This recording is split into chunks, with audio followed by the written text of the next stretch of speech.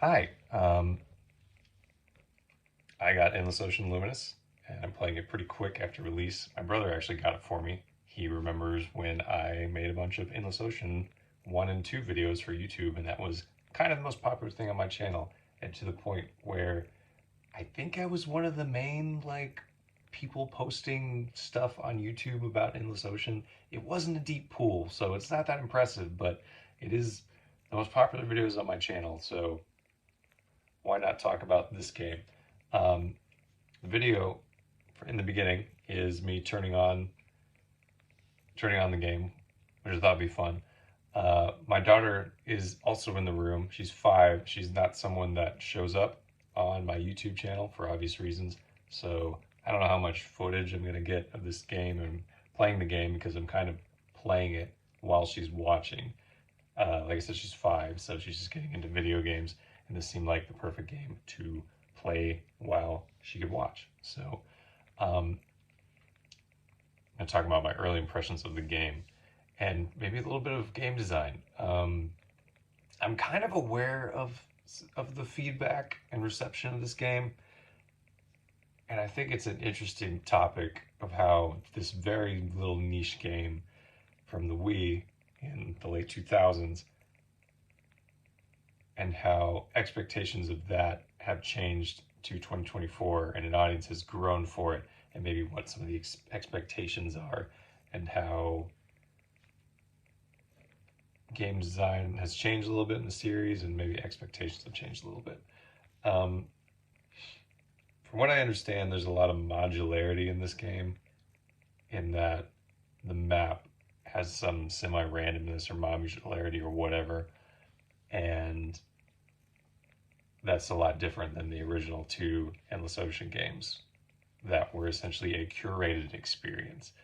They involved a lot of exploration, but especially the second one had smaller levels in which you could do more with them and make things more different. Like, for example, being an Amazon level and having a freshwater level, or having an Arctic level, having um, very, very different environments.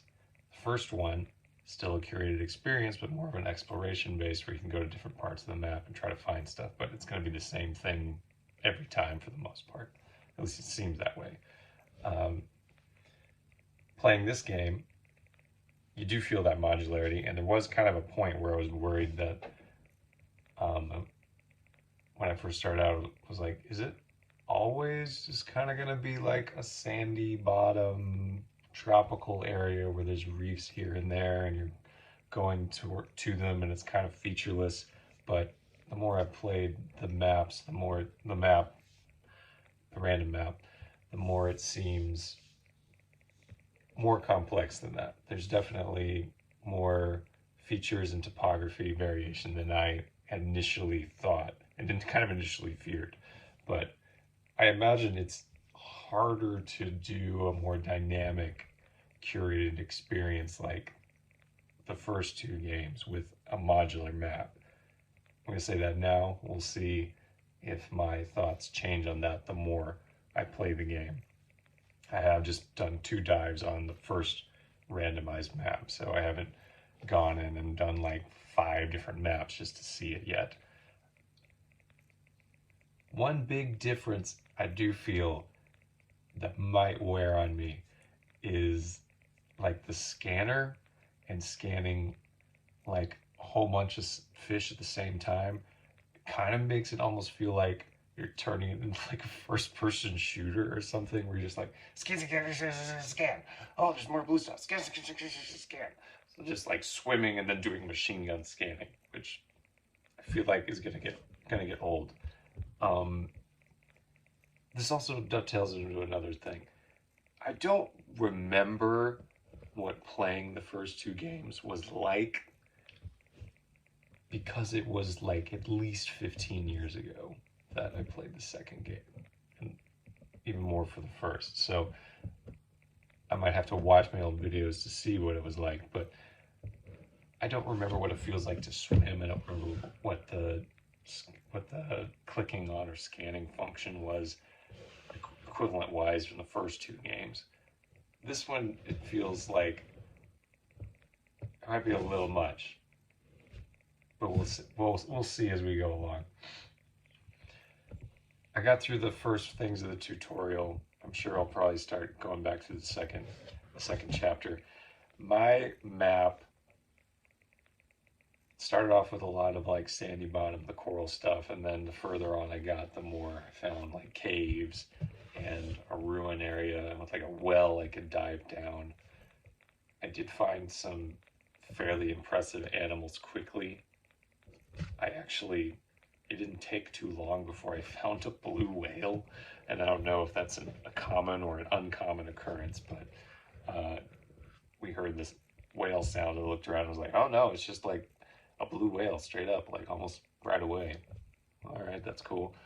I found a white killer whale. I found a rather small great white shark that I swam up to and realized like, oh no, I guess sharks really aren't dangerous in this one. It doesn't seem like there's any dangerous animals. I found lots of fish, sea turtles, manta rays. I think the blue shark was the first shark I found, and I'll be real curious if that's the same for anybody else, or if it's a much different experience. Found a big school of kind of a hilariously big school of, I'll call them spotted eagle rays, but they may have been some different species name. Just a big old school of that's swimming around all over the place. I ended up, when I was going through these canyons, finding just like a giant swath of like freshwater fish. I don't know if they're trying to say that the topography of the region is so weird that freshwater fish can survive there, but it did seem like there was this chunk where it was like, wow, yeah, it's just like all the freshwater fish, all the electric eel, red-bellied piranha, gar, like paddlefish, a whole bunch of stuff where it was like, okay, yeah, we're not going with realism this time at all. Like, we're just like, whoosh, here's a bunch of freshwater fish. All right. I haven't tried any of the multiplayer stuff yet, so I don't anything to talk to there. I'm trying to think if there's anything else I saw. I've seen a couple where you scan something and you're like, well, that's some kind of weird salamander. What is it? Oh, it's like a prehistoric thing. I did play through the mission when I saw the coelacanth, and I was aware there was prehistoric animals here, but it was just kind of like a nonchalant, like, oh yeah, here's a prehistoric turtle. I was like, what? That's it? It's just like, oh, here it is. Deal with it. I don't totally know what the deal is, but I found some fish that was connected to some, like, there must be some plot point that I haven't gotten to yet or something, but I can't even remember what it was saying. It was just like it was like messing up the sensors or something. So I'll find out what that is. Other early impressions. It makes me feel really old that like the sidekick character or the person that's talking to you is AI.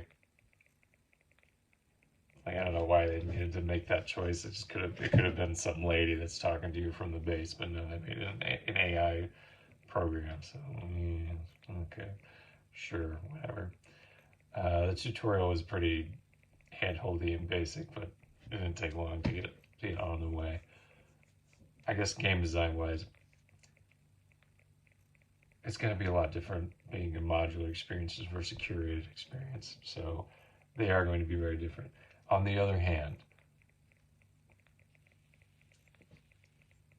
if they are different game experiences, it does mean that they're different and fresh. And if you like the original Endless Ocean or Endless Ocean Blue World more, you can go back and play that. And sometimes that can be okay to have 3 different Endless Ocean games. And I know there's been criticism of this game. Some of it will probably be from people that didn't play the first 2 games because it's been that long. And these reviewers, whether they're officially in the media or just amateurs like me, they might be that young that they haven't really played it. And I might just not remember what it was like. they might not remember what it's like. They also might be accurate in comparing it with other scuba games. So that's fair enough. On the topic of price point, because I've heard some of that, this is not a AAA game. So if you do want games like this to exist, and you do want studios to make games that can survive with small fan bases, you do have to buy in. It's not going to sell 10 million copies. If it sells 1 million copies, it's going to be a success, and they will need that full price point, that $50 or $60 or whatever it is, because I got it as a gift. They will need that to survive. Games like Ruined Factory or Endless Ocean, really niche things in non-digital full retail purchases, they do depend on people actually buying it. Metroid is another example of this. Like, they're not going to make 2D Metroid games if you don't buy the 2D Metroid games. They're not going to make games like Endless Ocean if you don't buy them. So just throwing it out there for people that are concerned about the price point. You're always free to not play the game. But if you want games like this to happen, you do need to purchase it. So I'll probably make more videos saying how I'm enjoying the game as I go further along, but this has been my initial impressions. What are your initial impressions? Does it play a lot different than your experiences with Endless Ocean and Endless Ocean Blue World? Has the modularity kind of made it not so fun for you? Has it made it more fun, meaning more exploration based? Have you done any of the multiplayer options? I'd love to hear what you have to say on the topic. So it'll be fun.